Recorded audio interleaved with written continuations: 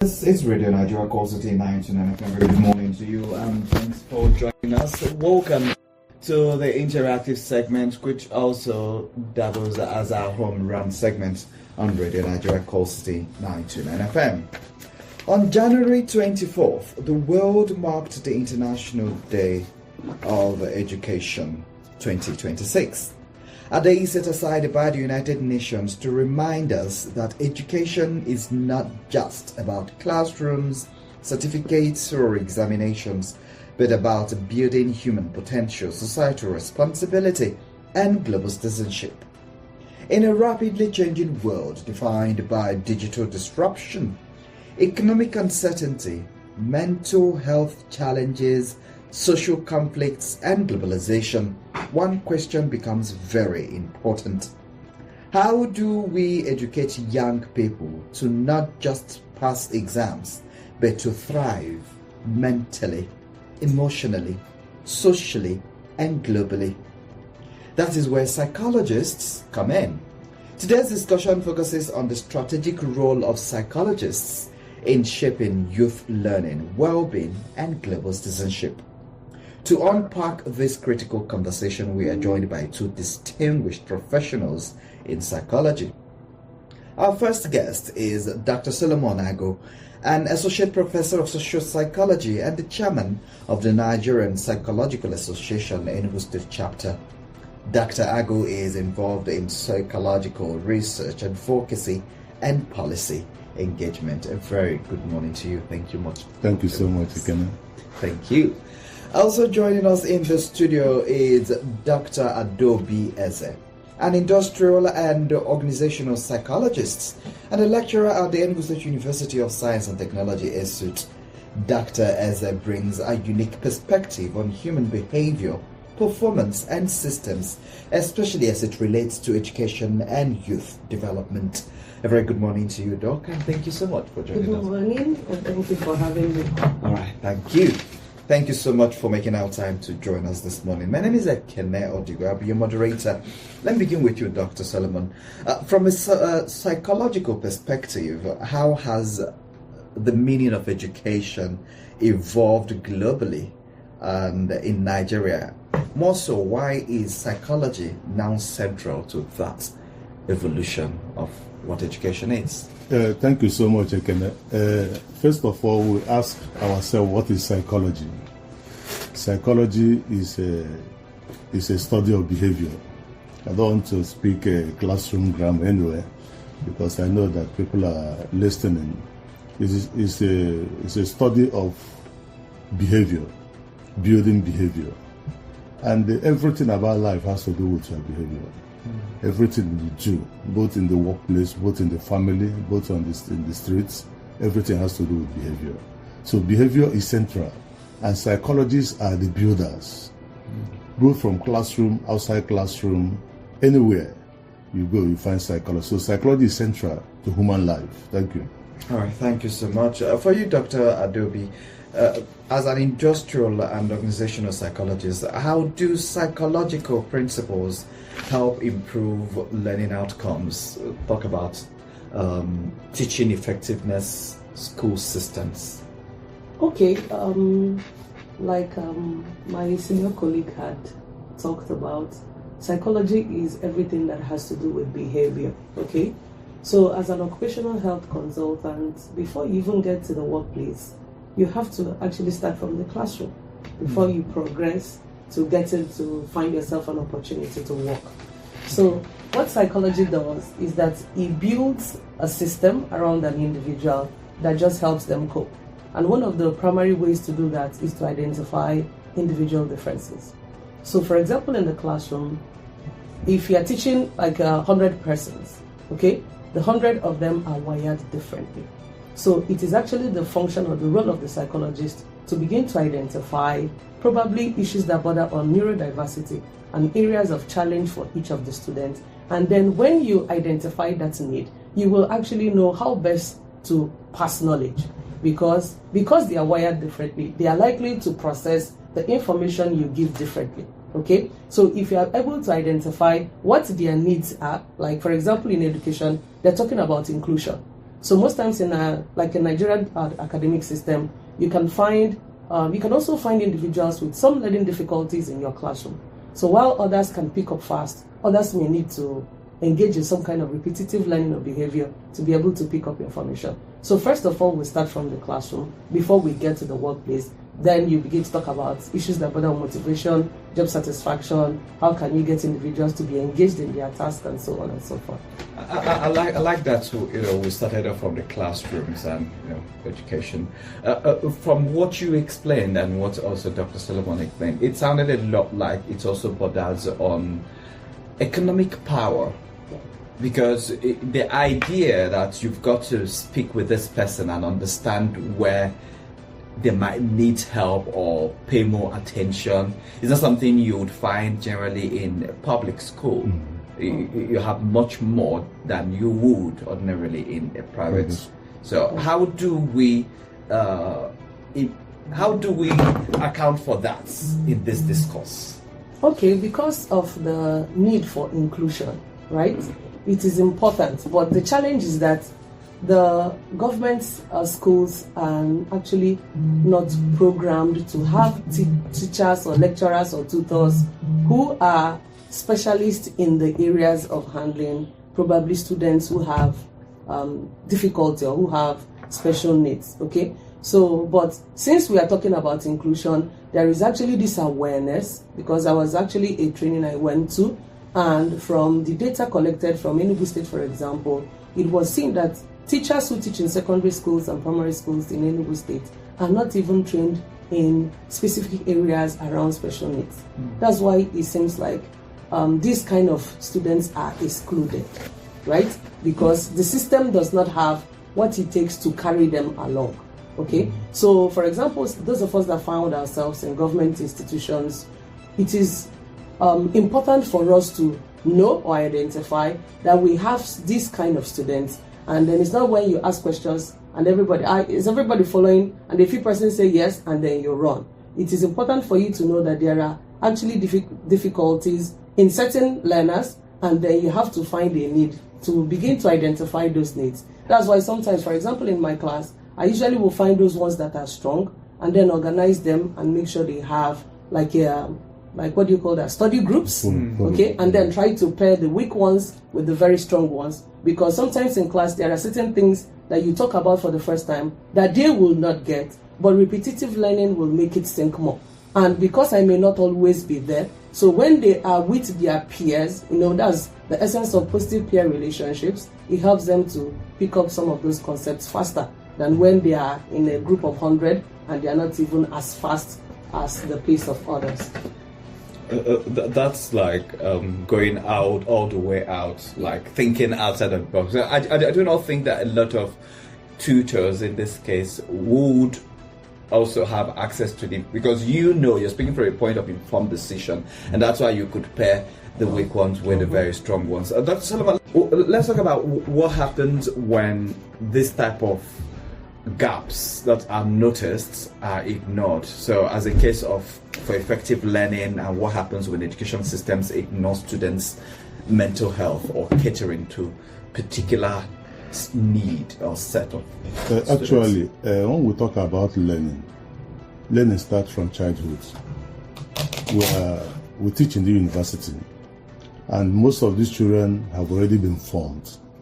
So I'm so much interested that when we start talking about learning, talk about learning from childhood. And this is when these learning challenges should be identified. Secondly, what is the purpose of learning? The purpose of learning is to probably at the end of the end to have a healthy society. Because if you are aware, you'll be able to be guided.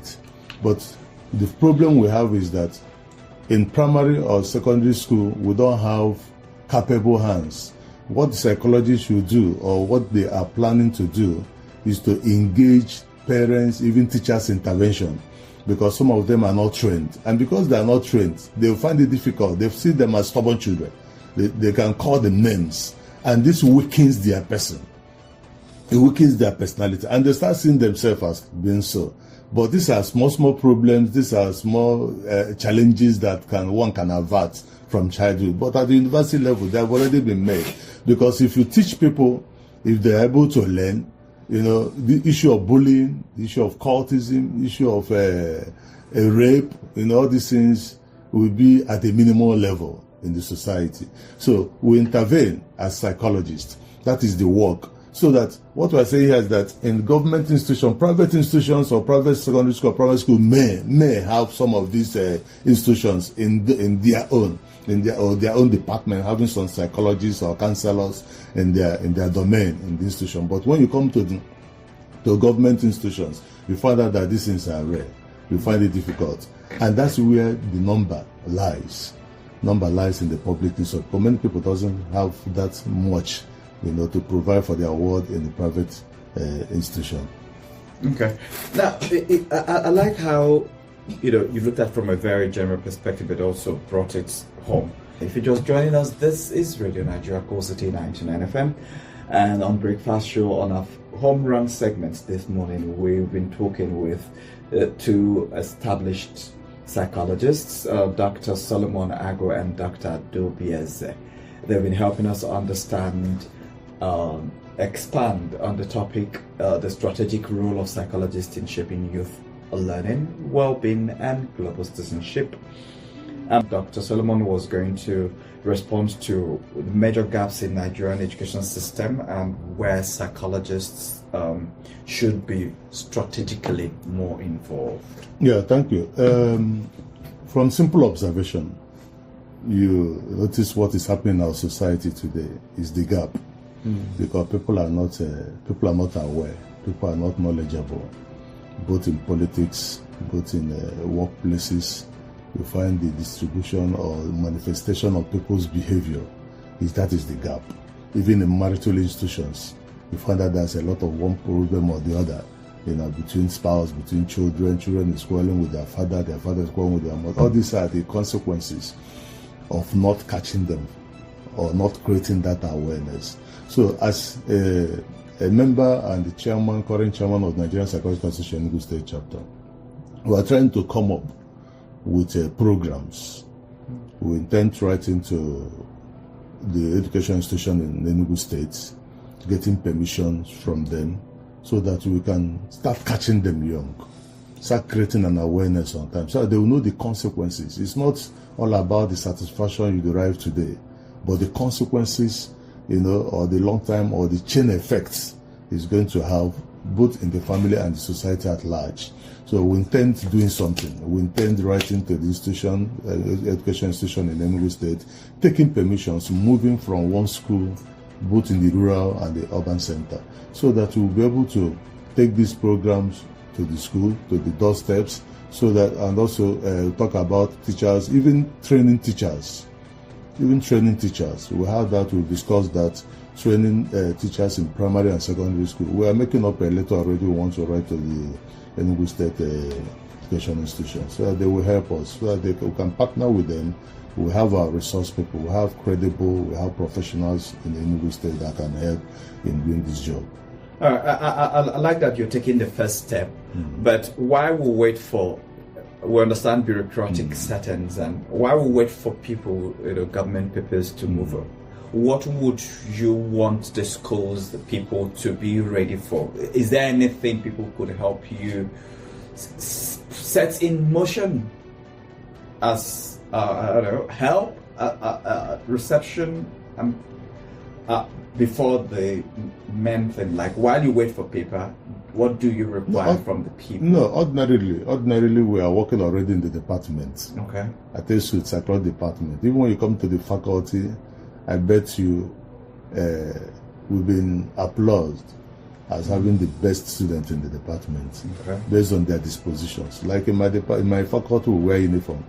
Other members of the department wear uniform. So psychologists always attend, being punctual, and their dress code is perfect.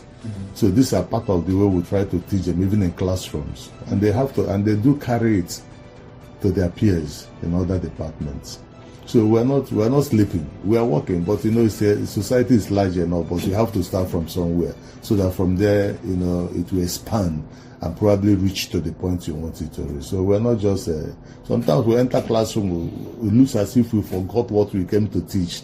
You see us end up admonishing, teaching the consequences of some of these things. And you see them individually. Some of them visit us to ask some questions. Some of them has to be family issues, interpersonal relationship issues, academic issues. So we try to attend to them. And so we are working. We are doing something already. That's really good to know. And Dr. Adaobi, let's talk about what do you think psychologists are adequately integrated into educational policy? That should be the first one. Mm-hmm. School administration and youth programs. I don't think so. Because a lot of people think that what's with this whole psychology thing, that it's just common knowledge. But it's not about common knowledge, because when psychologists are well integrated in the education system, you can see their impact in even curriculum design.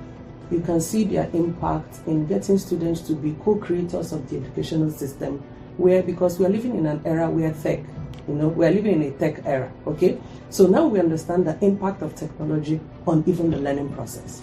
So when psychologists are in the heart of every single thing that has to do with the educational system or the education sector, we understand because there is actually a subfield of psychology called cognitive psychology. Cognitive psychology has to do with everything that borders on the thinking process. So how the learner processes information, whether the learner is a deep processor or a shallow processor, what are the motivations of the learner, what are the learner's interests, all these things are actually part of what we see as outputs. So most times parents, quarrel with their children, harass them because if you notice, the child is actually forced to learn in a pattern or in a manner that the child is not equipped to. There are individuals that do well with visuals alone.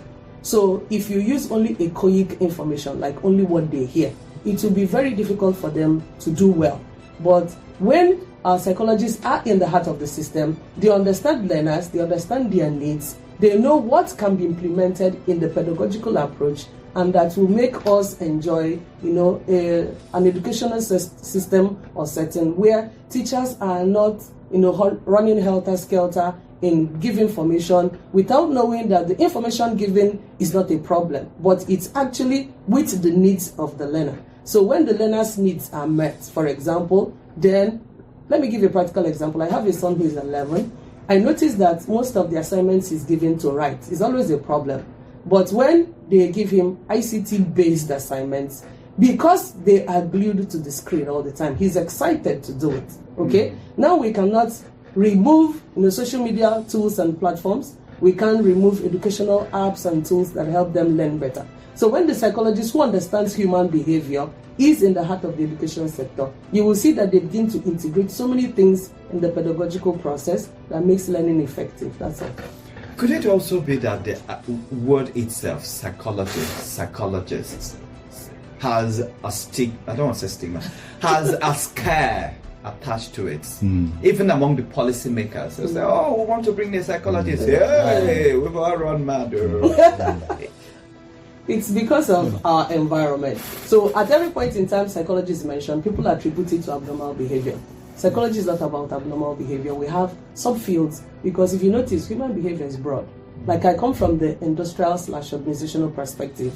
So my major area is behavior in the world of work, while my colleague is coming from the social psychology perspective, where they study human behavior in the micro and the macro system in the society. So we all come from different areas. So we have political psychologists, we have community psychologists, we have clinical psychologists, we have health psychologists, we have educational psychologists, we have guidance counselors. So these individuals are equipped differently to actually, meet the needs of their different the different people that they are targeted. Okay, so most times immediately you mention psychology and everybody say because they only attribute psychology to abnormal behavior. Psychology is not about abnormal behavior. Rather, the entirety of the human society lies on the knowledge that psychologists will have to give out there. So it's not just about it.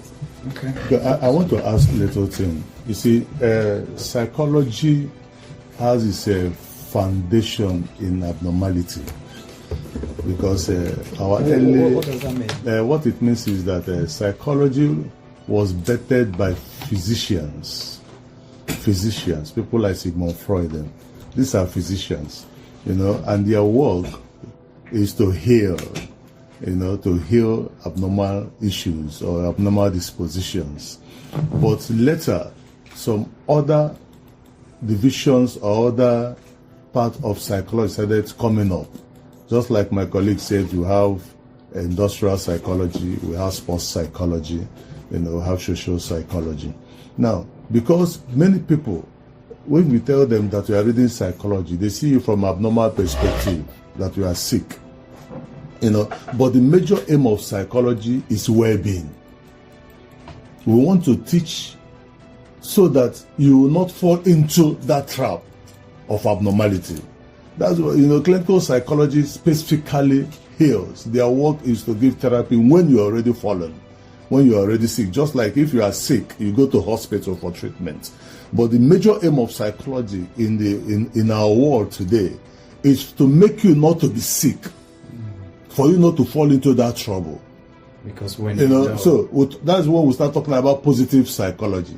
We talk about resilience. We talk about psychological well-being. You talk about motivation. Ability to be motivated to get it right. You see, so that's why people always look at psychology as being the issue of abnormality. And the common people, many people comes to read that particular division of psychology, clinical, because our society, is being increased by issues. But our aim today, even in the association, is to know how to be proactive. When we're talking about catching them young, because psychology naturally is life. It has to do is life. We're looking about ability to this place to be conducive for us. It's psychological. When you are feeling hate, you look for fun. Want to go and bed. That is psychology. So we're trying to be. Our work now is to be proactive, so that people will not fall sick. That's why even in marriage, you see people going for marital counseling. Why are they going for marital counseling before they get married? So that they will know those things that will bring trouble and avoid it, and those things that will bring enhancement, or harmony. Then they will do it. That is the aim of psychology in our world today. Thank you so much. Yeah. So could we as well add that as part of your message to policymakers and education leaders? Yes, psychology needs to be highly, very important to be integrated. If you look at what is happening in our political world today in Nigeria, you see, some people act as if they are not human. You see dispositions. To me, people that apply for any election should call for psychological assessments. So no tendency. There are what we call criminal tendency, looting tendency, corrupt tendency. We can identify that and advise the government or the party appropriately. So that because every party has a aim of building the society, that's the aim. And you find out that even some members are not actually in line. So when we do normal assessments, just like if you are going to the university, they do JAM to know that you are capable, so that you can fit in the university. Assessment is all about ability to know that if you are qualified, even interview for a job, to know whether you really have it to do that. The same thing is applicable in such areas. So we should have that. We should have it. Okay, that would be an interesting development to yes. see. And for you, Dr. Adaobi Eze, well, let's talk about your message to young people, parents, teachers who are listening right now as it concerns this topic and what they can do moving forward. Okay, based on why we are here, because we are here because of the International Day for Education, and then the theme is the power of the youth in co-creating education. Okay, so my message to especially those of them who are in the educational sector is to try to get young people on board, especially in designing pedagogical approaches, especially in designing, the curricula. Okay, young people actually have these needs, and they actually will identify some of the things that could be done in order for the learner or for the learning process to be effective. We are living in an era where technology is the order of the day. Okay, so in as much as our children are fixated on their laptops, they are fixated on their phones. I am actually encouraging parents to give them that room, but make sure there is a lot of control around it.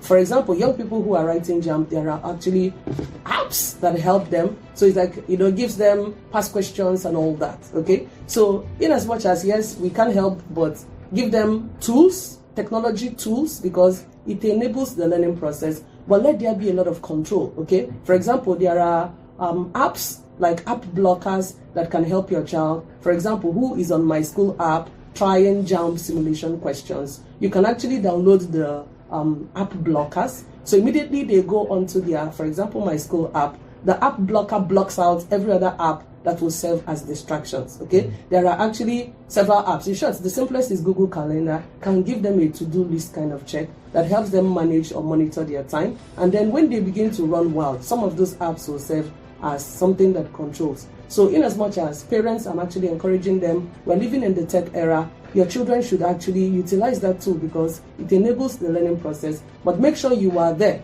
to serve as control, so that give them access, but also serve as control, so you can guide. Yes. All right, thank you so much. I've been talking with two experts right here in the studio, Dr. Solomon Ago, an associate professor of social psychology and the chairman of Nigerian Psychological Association Enugu State Chapter. He is involved in psychological research, advocacy, and policy engagement, as his input today pointed out. Thank you so much for joining us so much. And thank you to Dr. Adaobi Eze, an industrial and organizational psychologist and a lecturer at the Enugu State University of Science and Technology, ESUT. Dr. Eze brings a unique perspective on human behavior, performance, and systems, especially as it concerns education and youth development. Those ad blockers should be a conversation of its own. Yes. I'm telling you. So we could explore that. Thank you so much for joining us today. The producer has been Jude Obu, and the supervisor is Nigerian manager, Coast 99 FM. If you Ugwebu, executive producer is Dr. Ike Chukwueze, the zonal director, FRCN in Enugu National Station. My name is Ekene Odigwe, and this is the start of our package for today. Good morning.